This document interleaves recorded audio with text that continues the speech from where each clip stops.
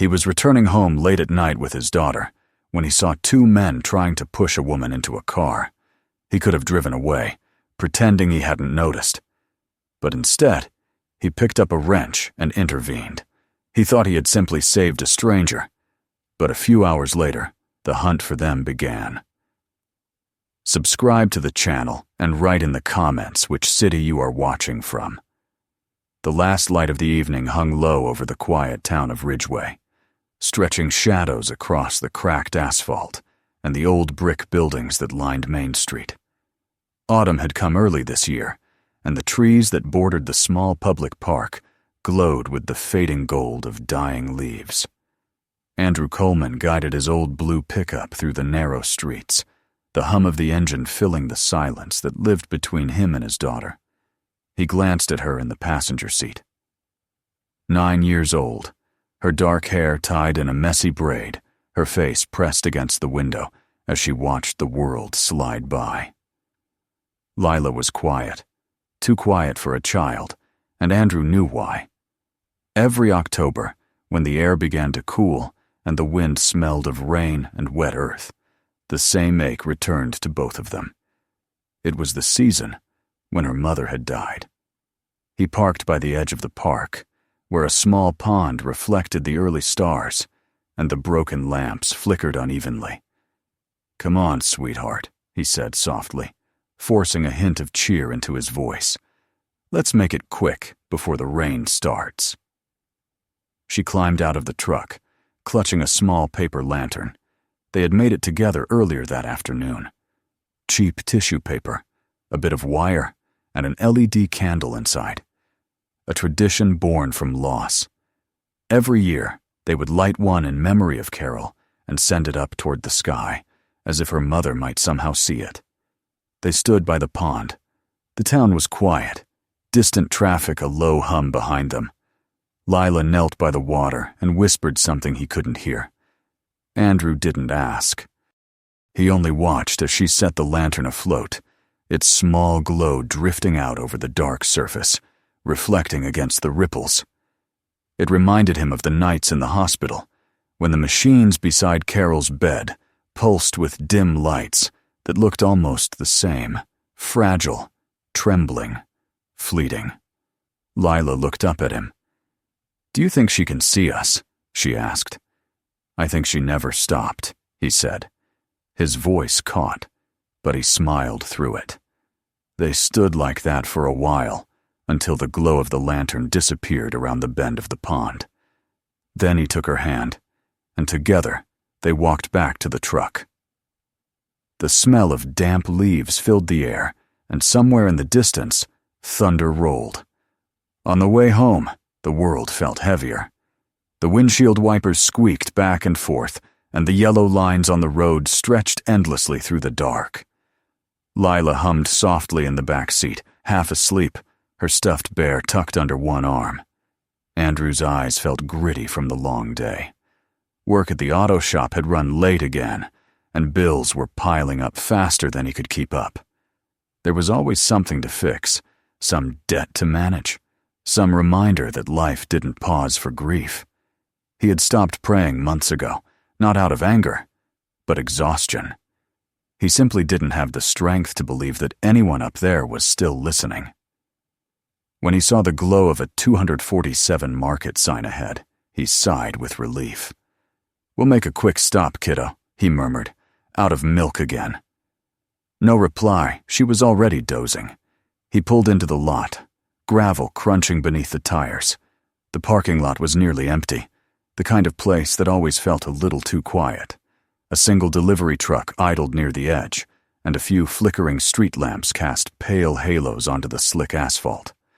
Rain started again, light and steady, tapping softly against the roof. Andrew shut off the engine and turned toward his daughter.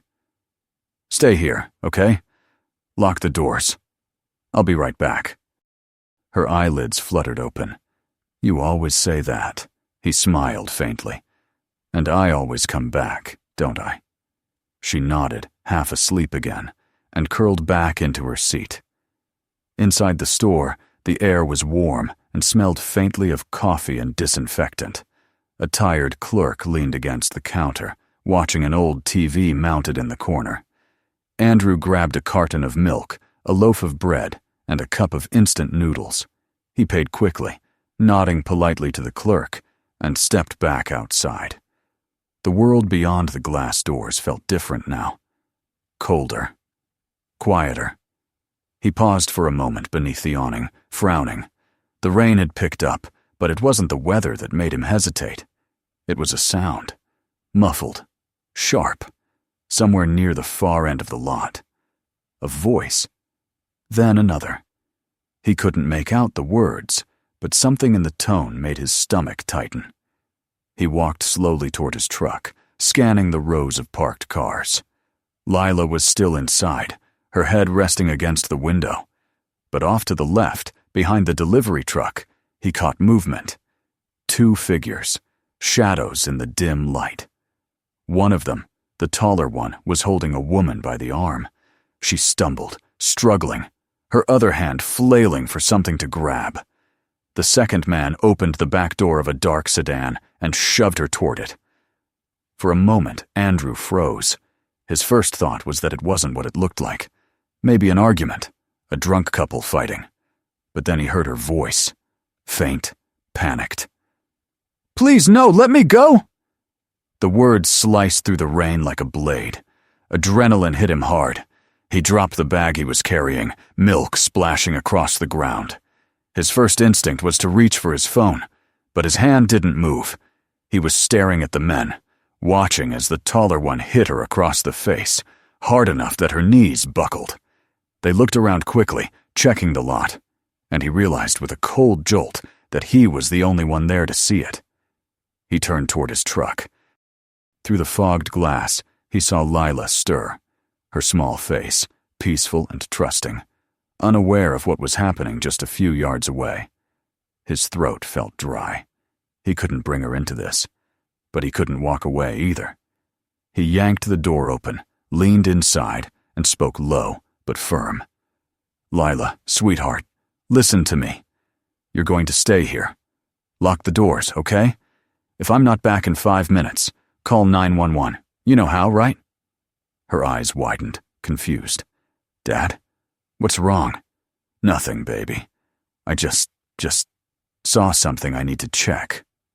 She hesitated, then nodded slowly. "Okay."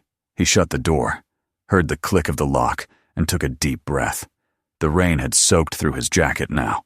He went around to the back of the truck, lifted the tailgate, and grabbed the first thing his hand touched. A heavy wrench, still smeared with oil from that morning's work. It wasn't much, but it was something. The air seemed to thicken as he approached the far row of cars. His boots splashed through puddles, his breath coming fast. The men hadn't noticed him yet. The woman was half inside the car, one leg kicking wildly, her voice raw from screaming. The shorter man hissed at her to shut up, shoving her shoulder. "Hey." Andrew's voice came out louder than he intended. Both men froze and turned toward him. "What's your problem, man?" the taller one snapped, stepping forward. "Family business. Walk away." Andrew kept his distance, the wrench low at his side. "Doesn't look like family to me." "Buddy, don't make this your problem." He saw the woman's eyes wide, pleading. That was enough. "Let her go," Andrew said. The taller man cursed and took another step forward. "Last warning, hero." It happened fast after that. The man lunged, reaching for his coat, and Andrew swung the wrench up in instinct. It hit the man's wrist with a sharp crack, and the knife he'd been holding clattered to the ground. The second man grabbed Andrew from behind, shoving him against the car. Pain shot through his shoulder as he slammed into the metal. The woman screamed. Andrew twisted, slammed his elbow backward, caught the man in the ribs, then turned and swung the wrench again.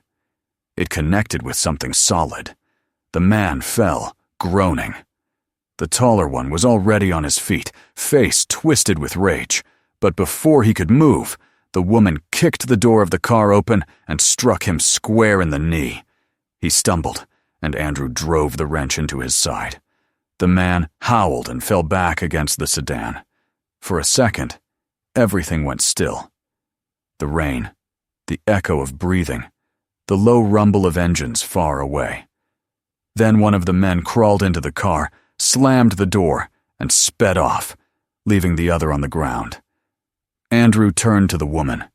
She was shaking, clutching her arm. Blood ran down from a cut above her eye. "Are you okay?" he asked, voice trembling. She nodded weakly. "You shouldn't have done that," she whispered. "They'll come back."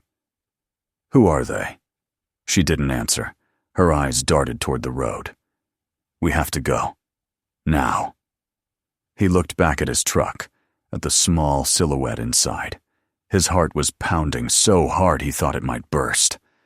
"Fine," he said, more to himself than to her. "Get in." They ran across the parking lot. He opened the door, helped her inside, and climbed behind the wheel. Lila's eyes widened in fear. "Dad, who is she?" "Just someone who needs help," he said, starting the engine. "Everything's okay." But as he checked the mirror, he saw headlights appear at the far end of the lot.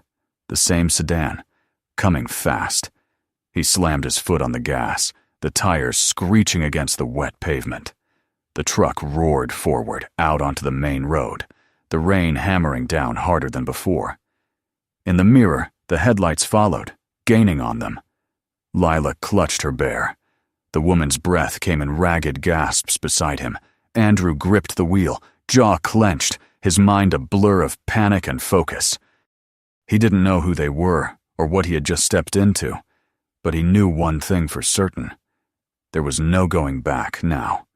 The storm outside was only beginning. Rain washed the windshield in a steady rhythm as Andrew's truck tore down the empty road.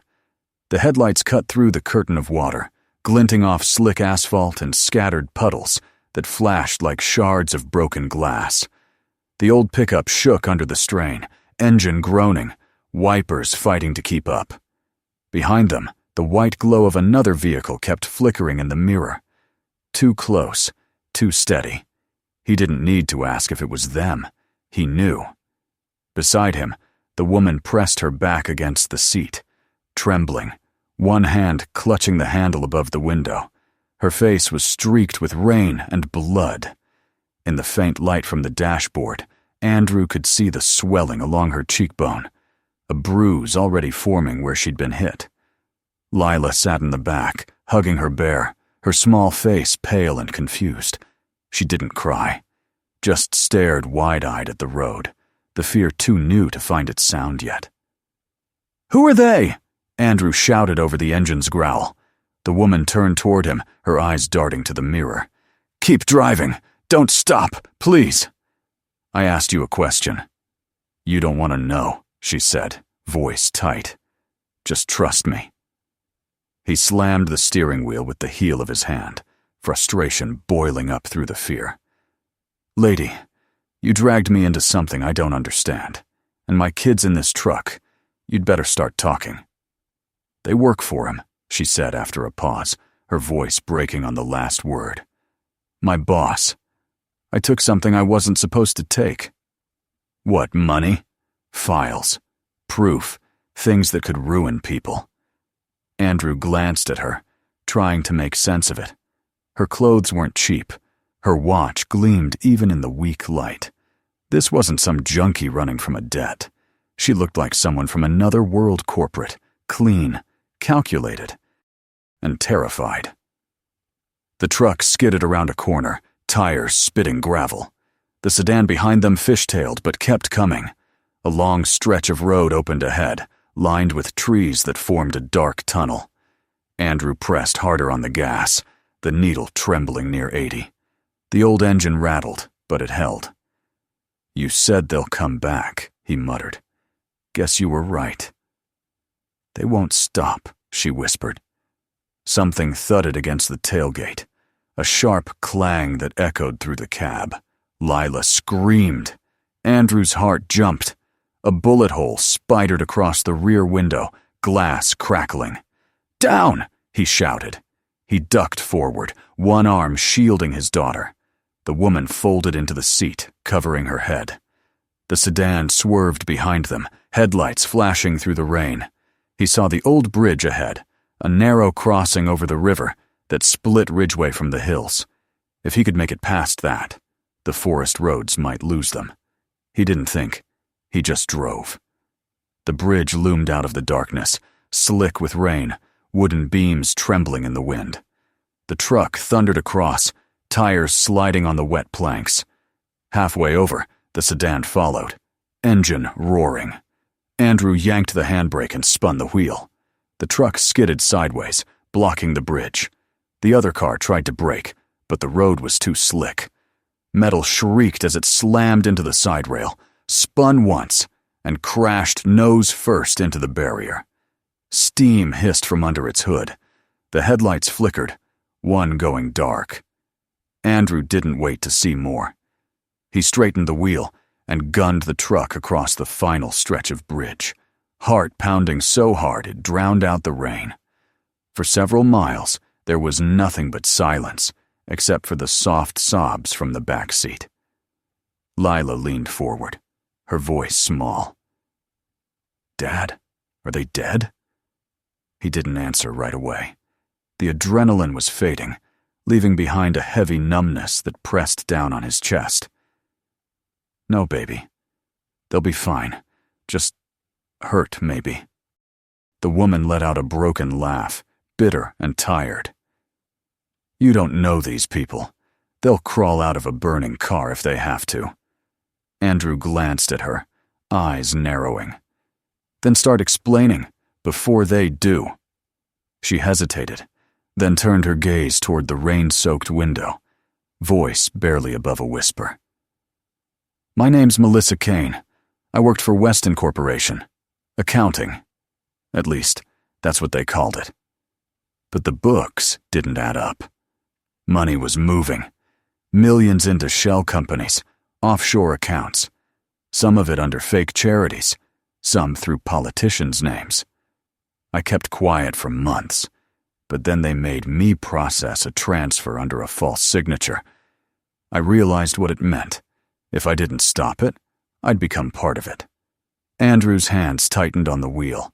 He didn't understand the corporate world, but corruption that he understood. "So you took the files. I copied everything. Bank trails, statements, correspondence.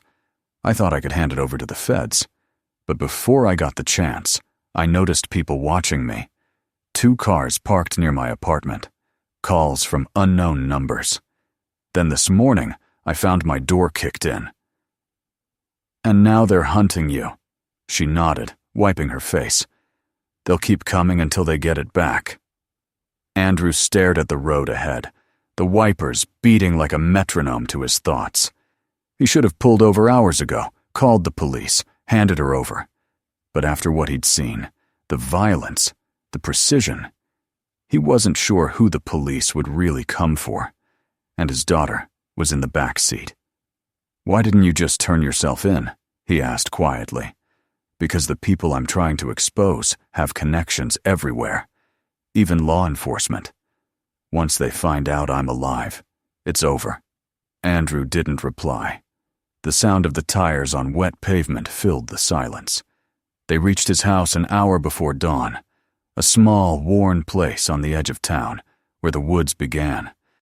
The porch light flickered weakly, barely cutting through the fog. Andrew parked behind the shed, shutting off the headlights. The sudden quiet after the long chase felt almost deafening. He turned to Lila first. "Go inside, honey. Change into dry clothes. I'll be right behind you." She hesitated, eyes flicking to Melissa. "Who is she?" "A friend," he said. "Just go, okay?" Lila slipped out and ran to the door, her small feet splashing in puddles. When the door closed behind her, he turned back to Melissa. "You can stay till morning," he said flatly. "Then you're finding somewhere else to go." She nodded, clearly too exhausted to argue. "Thank you." He didn't answer. The last time he'd let a stranger near his home was 3 years ago, when hospice nurses came and went like ghosts, carrying quiet death on their shoes. He still remembered the look in Carol's eyes on the final day, the same fear and exhaustion he saw now in Melissa's. Inside, the house smelled faintly of motor oil and soap. Tools littered the counter beside a stack of unpaid bills. He found an old blanket and handed it to her. "You can sleep here. Couch is clean enough." She wrapped herself in it and sank down, staring at nothing. For a long while, neither of them spoke. When he finally sat across from her, she looked up. "You didn't have to help me. Most people wouldn't." "I didn't do it for you," he said. "My kid saw what was happening. I couldn't let her think it's okay to walk away." Melissa smiled faintly, though her eyes remained tired. "Then she has a good father." He didn't respond. The words hit too close to something he didn't like to think about. The nights when he'd yelled at God in the empty kitchen, when grief felt like punishment. Good father. He wasn't sure he'd ever earned that. They talked a little longer, enough for him to learn she'd hidden the files on her phone, enough for him to realize how deep she was in. Then silence settled again, heavy and restless. Rain pattered against the window. Hours later, when dawn began to break, Andrew stirred from a half-sleep in his chair. Melissa was still on the couch, wrapped in the blanket, her breathing shallow but steady. Lila padded in quietly from her room, rubbing her eyes. "Is she staying?" the girl whispered. "For a bit. She looks scared." "She is." Lila hesitated, then said softly, "You look scared, too." He met her gaze. "Maybe I am." She climbed onto his lap, resting her head on his shoulder. The warmth of her small body grounded him. Outside, fog curled over the wet grass, and the sound of the forest began to wake. Birds, wind, the faint hum of morning life returning. For a moment, it almost felt normal again. But normal ended when he saw the shadow of a car through the curtain. White paint, tinted windows, parked too far down the road to be coincidence. He rose, heart pounding, and crossed the room.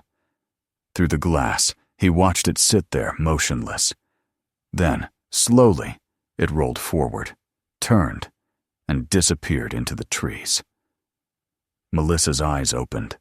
She must have felt the change in the air.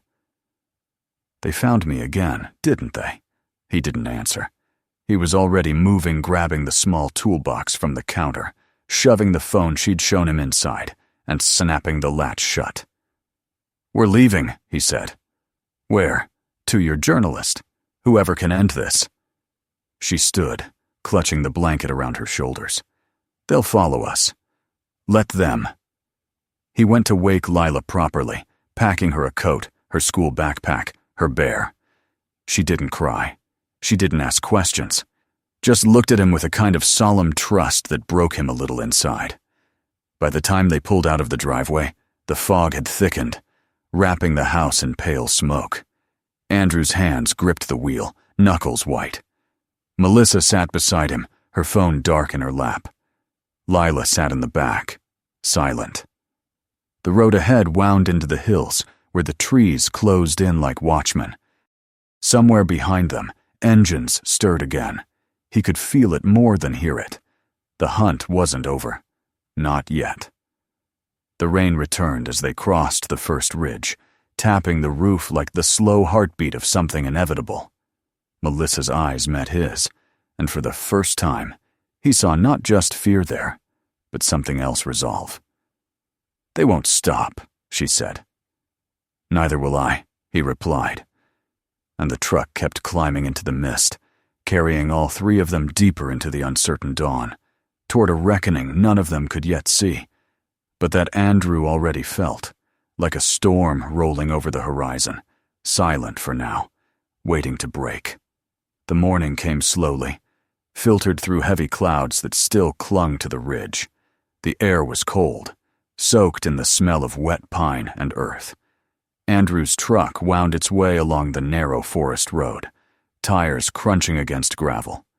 Lila was asleep again in the back seat, her head against the window, her stuffed bear tucked under her arm. Melissa sat quietly beside him, staring straight ahead, her face pale in the dim light. Neither had spoken much since they left Ridgeway. The weight of everything that had happened, of what might still happen, hung between them like mist. Andrew's hands gripped the steering wheel, the skin across his knuckles white. He could feel the strain of sleeplessness pressing against his temples, his thoughts moving slower than usual, heavy and tangled. Every few minutes he checked the mirror. The road behind them remained empty, but the sense of being followed wouldn't leave him. It had settled somewhere deep in his chest, a dull ache that pulsed with every mile. The forest thickened as they drove farther from town.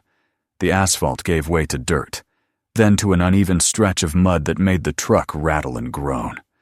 The road had once been a service path for logging trucks decades ago, now barely visible between the trees. Sunlight pierced through the branches in thin spears, lighting up the steam that rose from the ground. The smell reminded him of rain-soaked iron, the kind of smell that always lingered after a storm passed, except this one hadn't yet.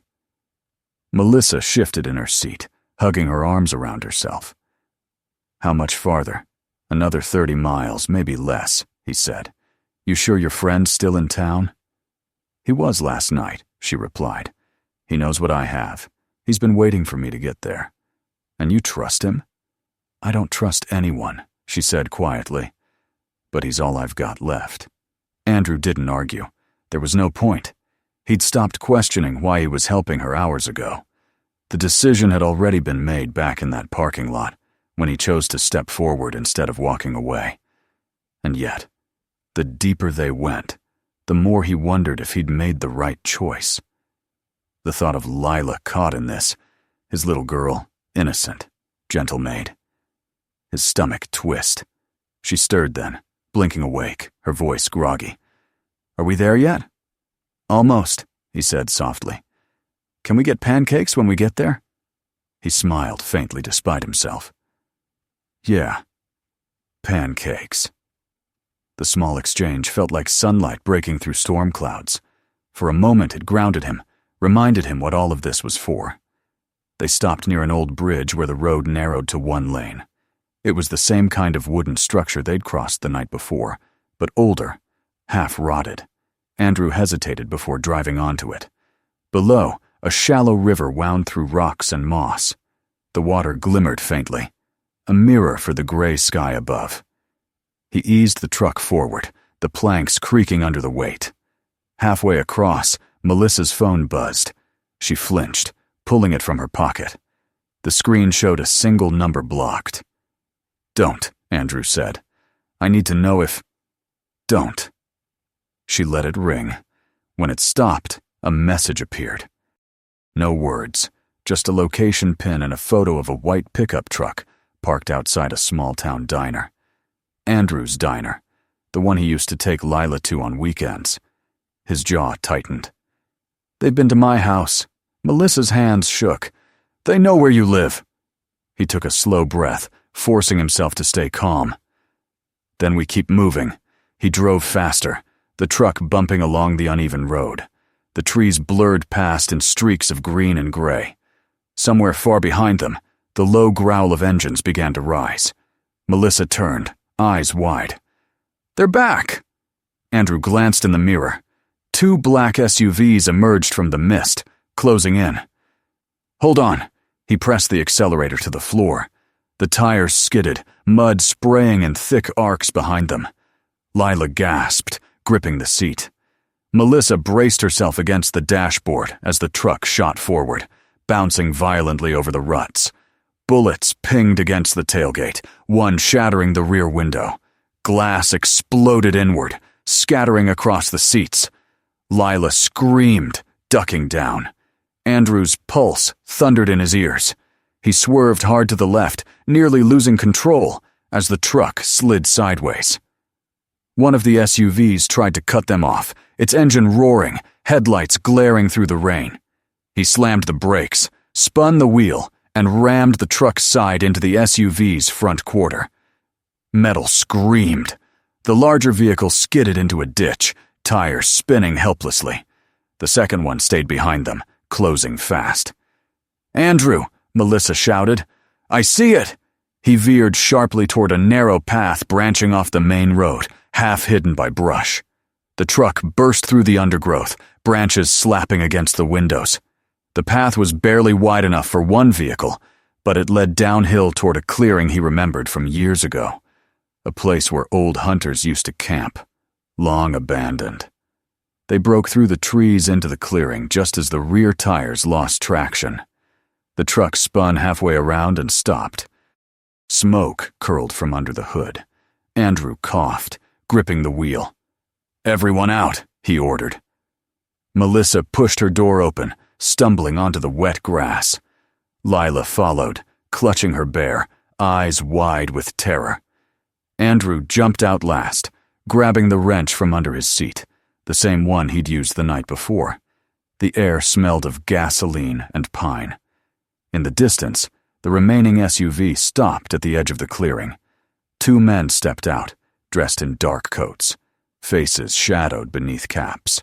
One raised a gun. Andrew pulled Melissa and Lila behind the truck. "Stay low." "What are you doing?" Melissa hissed. "Buying you time." He crouched, peering around the corner. The men were spreading out, moving deliberately. They weren't amateurs. He could see the way they communicated with small gestures, the way their eyes scanned the trees. "Give us the phone and nobody gets hurt," one of them called. His voice was calm, almost friendly. "You've caused enough trouble already." Melissa clutched her jacket where the phone was hidden. Andrew saw the fear in her eyes, but also defiance. She wasn't going to hand it over. "You hear me?" the man shouted again. "You're done. Walk away, and we forget this happened." Andrew took a slow breath. His heart pounded so hard it hurt. He looked at Lila, crouched behind the wheel well, trembling but silent. And he knew he couldn't let it end here. He moved fast, circling the truck, keeping low. When the closer man stepped past the front bumper, Andrew swung the wrench with all his strength. The sound of metal against bone cracked through the air. The man went down, gun flying from his hand. The second one fired. The bullet tore through the door, splintering wood and glass. Melissa screamed. Andrew dove for the ground, rolled, and came up with the fallen gun. His hands shook as he aimed. He hadn't fired one since the army, and never outside a training field. But instinct overrode fear. He pulled the trigger. The second man staggered back, clutching his shoulder, then turned and ran toward the SUV. The engine roared as it reversed, tires spinning in the mud, then sped off into the trees. For a long moment, only the rain and their ragged breathing filled the silence. Andrew lowered the gun, chest heaving. He turned to Melissa. "You okay?" She nodded weakly. "You?" Still standing. He looked toward Lila, who was crying quietly but unhurt. He knelt and held her close, his hands shaking. "It's over, baby. You're safe." Melissa crouched beside them. "We have to move. They'll send more." He met her eyes. She was right. The fight had bought them time, nothing more. They gathered their things quickly. Andrew grabbed the small toolbox from the truck and opened it, checking the phone inside. It was still there, still intact. He shut it again, locking it tight. They hiked through the woods for over an hour, following the river downstream. The rain eased to a drizzle. The world was quiet except for the soft rustle of their footsteps on wet leaves.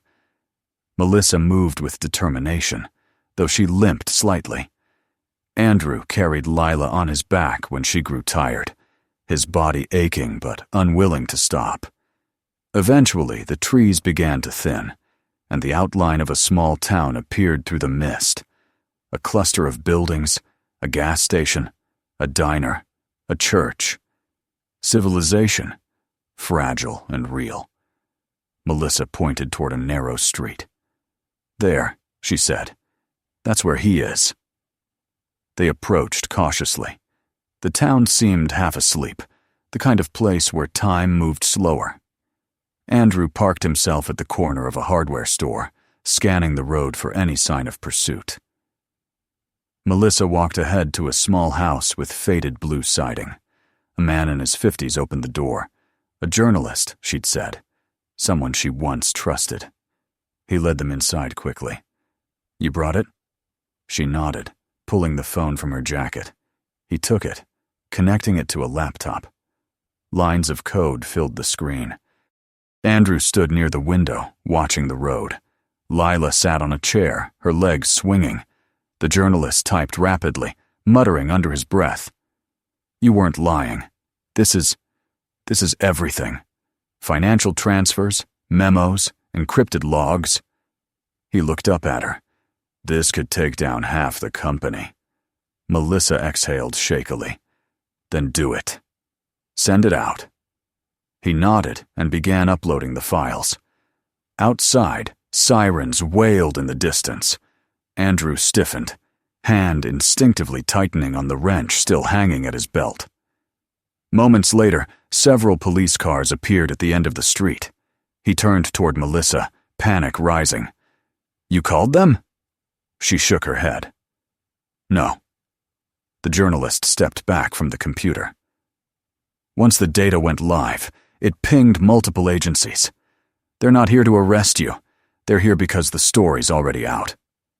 Within minutes, agents entered the house, securing the area. They spoke quietly with Melissa, escorting her toward one of the cars. She turned back to Andrew before getting in. "They'll protect you now. I'll make sure of it." He nodded, too tired to speak. Later, when the chaos faded and the police left, Andrew found himself sitting on the curb outside, Lila leaning against his shoulder. The rain had stopped. The clouds were breaking apart, revealing slivers of pale blue sky. "Is she gone?" Lila asked. "Yeah," he said softly. "But she's safe." They sat in silence for a long time. The air smelled of wet pavement and distant smoke. He didn't know what would happen next, whether trouble would find them again, whether peace was even possible after this. But for now, they were alive. That was enough. Weeks later, life began to settle back into something that resembled normal. The auto shop reopened. Lila returned to school.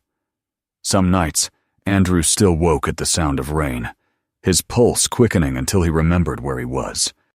Each morning he walked into the garage, turned on the radio, and went to work, the steady rhythm of tools and machines grounding him. One afternoon, a package arrived at his door. No return address. Inside was a brand-new wrench set, polished steel gleaming in the light, and a folded note in careful handwriting. "Thank you for not walking away." He set the note aside, placed the wrenches on the workbench, and stood there for a while, listening to the quiet hum of the world outside. In the yard, Lila was playing with her dog, laughing freely, her voice bright and full of life. The sun was sinking behind the trees, throwing long shadows across the grass. For the first time in a long time, Andrew let himself smile. That night, they went back to the park. The air was cool and still, the pond smooth as glass. Together, they lit another lantern and set it afloat, watching its small light drift into the distance. Lila leaned against him. "Think she'll see it?" He looked up at the sky, where the first stars were beginning to appear. "Yeah," he whispered. "I think she will." The lantern rose higher, carried by the wind, until it was just a faint glow against the darkness, a single defiant light that refused to fade. And as it disappeared, Andrew felt something shift deep inside him. The fear, the anger, the guilt, all of it seemed to loosen its hold, leaving behind only the quiet certainty that sometimes doing the right thing doesn't save you from the storm, but it lets you walk through it without breaking. And when he looked at his daughter, smiling beside him, he realized that was enough. If this story moved you, make sure to subscribe so you never miss the next one. Take a moment to watch the next video waiting for you right now. There are many more stories to discover. And don't forget to share this video with your friends and family Some stories are too powerful to keep to yourself.